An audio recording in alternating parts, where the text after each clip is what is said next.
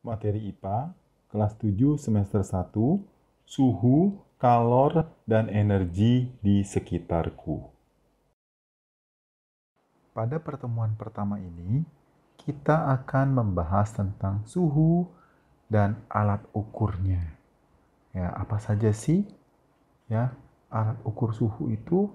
Ya, berapa jenis alat ukur suhu itu? Yuk kita sama-sama melihat ya pembelajaran pada pertemuan ini. Oke. Suhu. Suhu adalah derajat panas dari suatu benda. Ya, jadi suhu itu adalah seberapa panas suatu benda itu. Itu kita sebut dengan suhu. Nah, kita bisa mengukur suhu menggunakan tangan kita. Oh panas, oh dingin, oh hangat. Cuma sampai sebatas itu saja. Kalau kita mau lebih spesifik lagi mengukur suhu, bagaimana kita tahu? Kalau kita bilang panas, orang lain belum tentu bilang panas.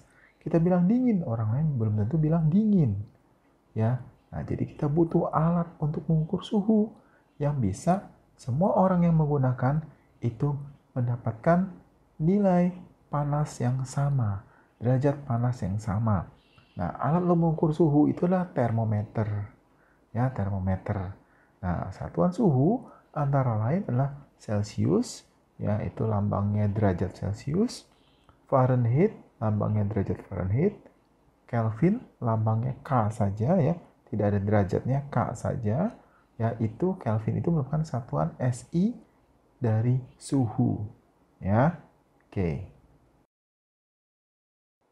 Nah, tadi kita bicara tentang supaya kita bisa mendapatkan seberapa panas suhu itu sama untuk semua orang yang mengukur, ya itu kita butuh alat ukur namanya termometer.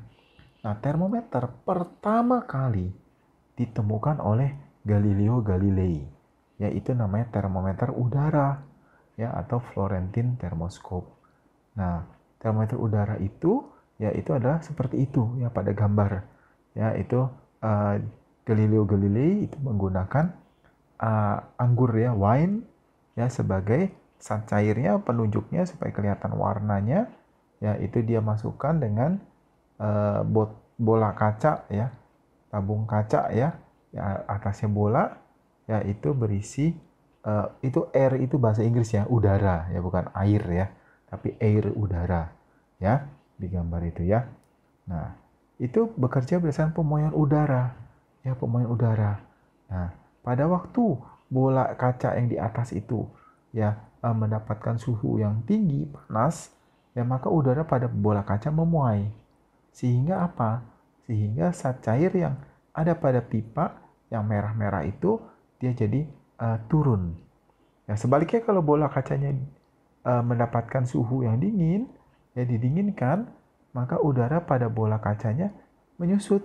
Nah, sehingga apa? Sehingga zat cair pada pipanya justru naik ke atas. Nah, dari situlah orang bisa mengetahui suhu dari benda-benda yang diukur dengan mendekatkan benda tersebut ke bola kacanya, ya. Tetapi termometer udara itu agak repot bawa-bawanya, settingnya segala macam, ya. Jadi orang mulai berpikir bagaimana kalau misalkan menggunakan zat cair langsung saja, tidak usah menggunakan udara, ya langsung saja. Toh ada juga zat cair yang bisa memuainya besar, ya. Nah ini ya termometer raksa bekerja berdasarkan pemuaian raksa, ya air raksa. Nah, keuntungan dari termometer raksa ini yaitu peka terhadap perubahan suhu. Ya, raksa itu peka terhadap perubahan suhu ya. Dia berubah sedikit dia langsung memuai ataupun menyusut.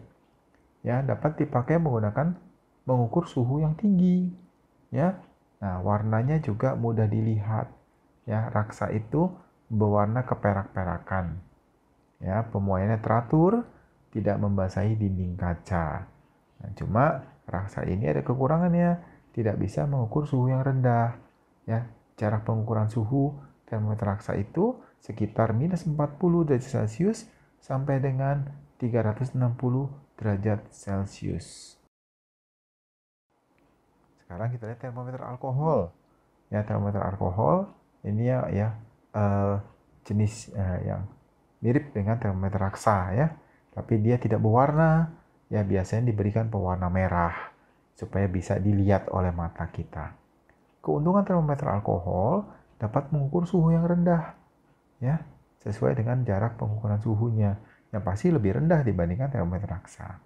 Kerugiannya dia tidak bisa mengukur suhu yang tinggi. Kenapa? Karena alkohol menguap pada suhu 70-80 derajat Celcius. Dia sudah mendidih. Ya, jadi sudah tidak bisa diukur. Tidak bisa mengukur lagi. Ya. Nah, jarak pengukuran suhu pada termometer alkohol itu bisa dari minus 130 derajat Celcius sampai dengan 78 derajat Celcius.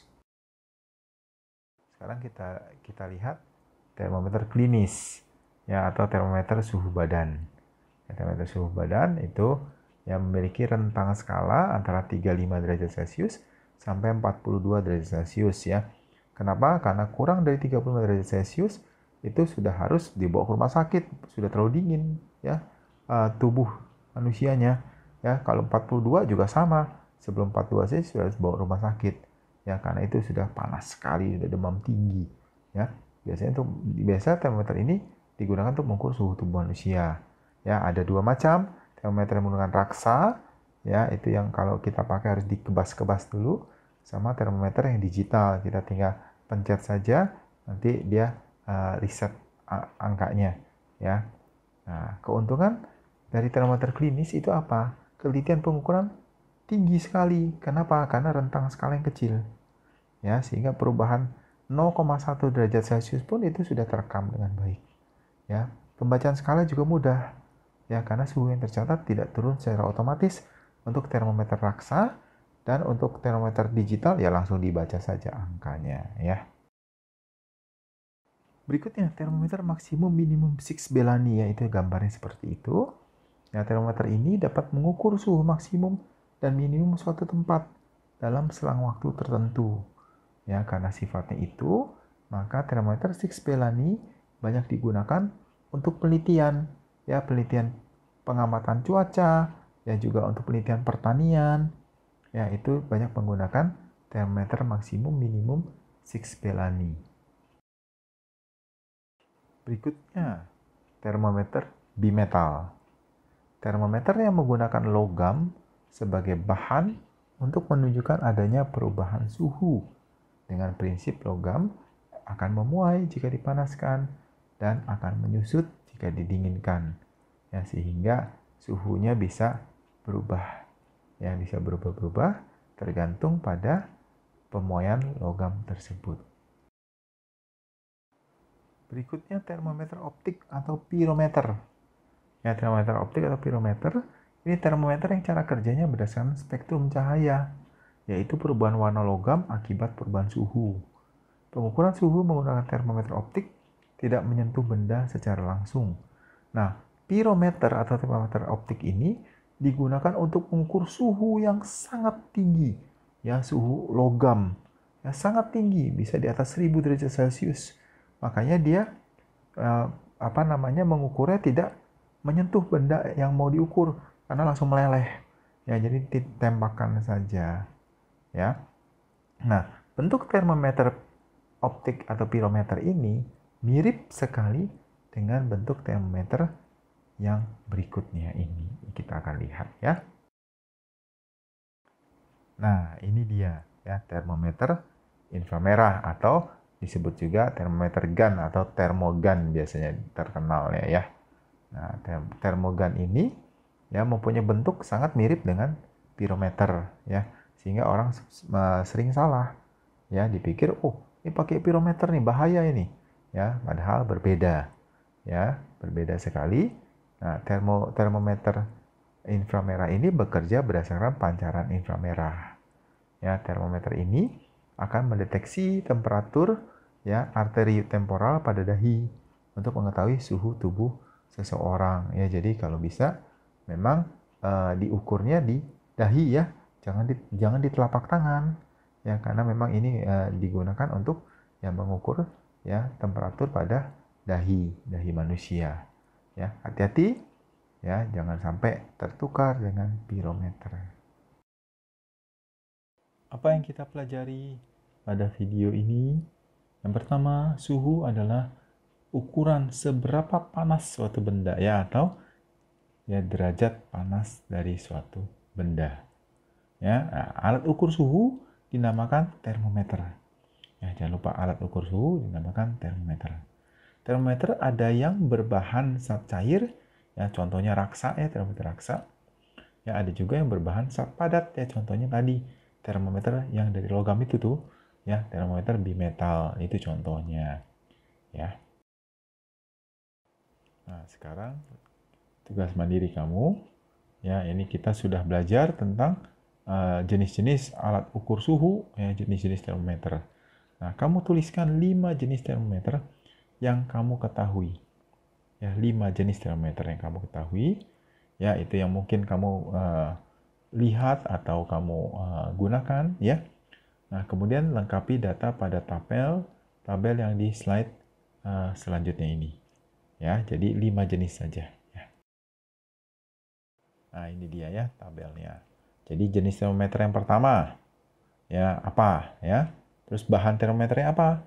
Zat padat atau zat cair? Ya. Nah, itu bahannya ya. Terus kegunaannya untuk apa? Jangan semuanya kamu jawab kegunaan untuk mengukur suhu. Itu Bapak juga sudah tahu, gitu ya. Tapi kegunaannya untuk apa? Untuk mengukur suhu apa? Ya, untuk apa kegunaannya? Ya, ada yang mengukur suhu sangat tinggi, misalkan. Nah, itu berarti kegunaannya untuk mungkin pada industri ya. Kamu bisa cari, ya kamu bisa cari ini ya kegunaan dari masing-masing termometer itu di internet ya, banyak informasi-informasi ya di buku sains juga ada ya informasinya ya. Yang penting kalau kamu mau berusaha pasti kamu dapatkan jawabannya yang benar ya. Oke, tetap semangat ya. Sudah selesai kita belajar kali ini ya. Kamu simak baik-baik ya video pembelajarannya ya, kamu pelajari dan kamu kerjakan tugasnya yang baik ya. Sampai jumpa di video berikutnya ya. Selamat belajar. Oke?